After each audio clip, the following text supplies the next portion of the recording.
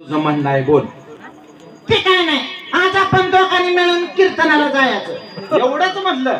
आता पहिल्यांदा बायको बोलली कसं म्हणतोस? गेलंच पाहिजे.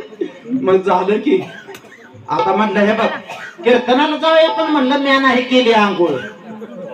आज पाण्याचा तुटवडा आहे त्यामुळे आंघोळच केलं. म्हणलं देवळाकडे जायचं म्हणलं आंघोळ करून गेलं पाहिजे.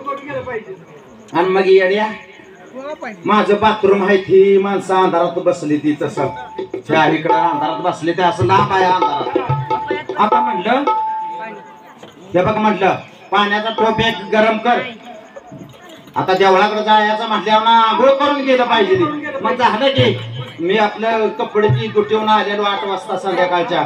कपडे ही पिशवी अडकवली डबा ही आणि कपडे ही काढली कवर पाणी त्याने तापवलं.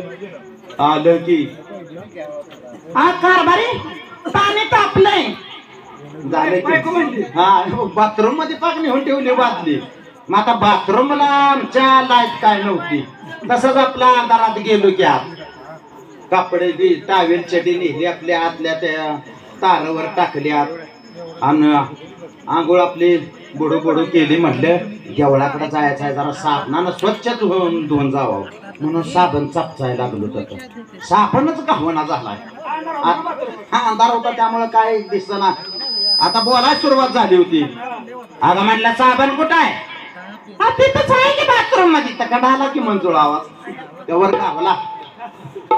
त्यावर आमचं कोपऱ्यात म्हातारा पडलं होतं हातुरणात. त्याला वाटलं हातुरणातच साबण आहे.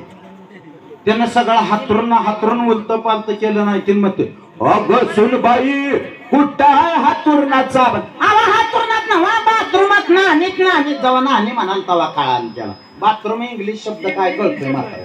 मग झालं की आपल्या आंघोळ केली साबणानं साबण लावला. राहिलेली अर्धी बादली अंगावर ओतून घेतली स्वच्छ घालून आणि पहिली वली चटी काढली. आतला ती टावेल घेतला आडवा लावला चटी घेतली. अंधारातच तन पाय घालायला लागलो चटीत. रोज चटीत पाय जातून आज चटीत पायच जायना झालाय. आईला म्हणलं रोज चटीत पाय जातून आज पाय का जायना म्हणून दरवाजा असा उघडला जरा बाहेर उजेडाव चटी धरली. बघतोय तर चटी राहिली बघला ना बायकोच्या जंपराच्या बाहेर पाय कोंबत. सांगू नकोस कोणाला. आता म्हटलं चल आलो बाहेर आलो. म्हटलं चल आता देवळाकडं. कीर्तन तोवर वाजायला मृदंग लागला होता महाराज.